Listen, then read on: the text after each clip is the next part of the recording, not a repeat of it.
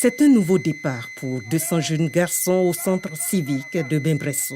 Face aux influences négatives et aux difficultés de la vie, certains étaient en manque de repères. Pour leur resocialisation, des militaires les initient depuis 2 mois à la discipline. Un bon militaire pour former les recrues, c'est 45 jours, pas au-delà.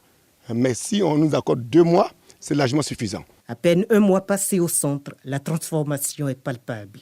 Quand j'étais à côté de mon père, je fumais, je buvais.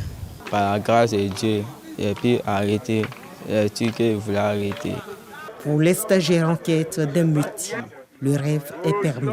J'ai choisi la construction métallique parce qu'en Côte d'Ivoire, ici, il y a assez de construction, il y a plein de chantiers. Donc, si j'ai reçu ici, je compte travailler et puis aider ma maman, aussi mes frères et sœurs. Réunis avec des expériences diverses, le centre civique de Bembresso veut donner les mêmes chances à tous les apprenants, d'où les cours d'alphabétisation.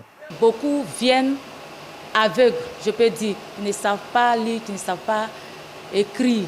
Avec certaines méthodes, la méthode du pilon, de la calebasse, du grain de maïs et du citron, nous les aidons. Voilà donc autant de profils de jeunes en pleine reconstruction qui, un après-midi, se retrouvent à échanger à bâton rompu avec le ministre de la Communication et de la Francophonie autour d'un déjeuner. De ce dialogue, Amadou Koulibaly comprend les attentes les plus prégnantes des stagiaires avant d'ajouter que des solutions sont proposées dans ce sens par le gouvernement. Beaucoup ont posé une préoccupation. Au sortir d'ici, est-ce qu'on va avoir un accompagnement de l'État pour nous aider à nous installer? Je dis, mais l'accompagnement existe déjà. Vous avez les AGR qui sont mises en place, les activités génératives de revenus, qui permettent d'avoir des subventions autour de 250 000. Vous avez le FASI, qui permet d'avoir des financements qui vont jusqu'à 2 millions.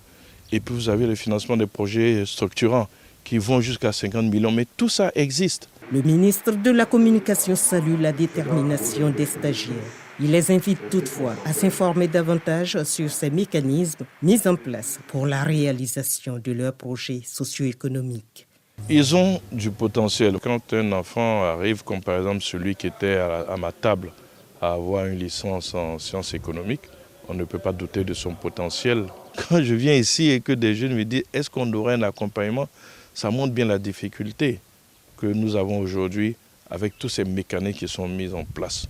Mais il faut qu'on continue à redoubler d'efforts pour que les jeunes sachent que le PJGouv, le programme jeunesse du gouvernement, et qui prévoit une pléthore de mécanismes pour accompagner les jeunes. Avant de se séparer de ses nouveaux filleuls, Amadou Koulibaly, lui-même enseignant de formation, est clair.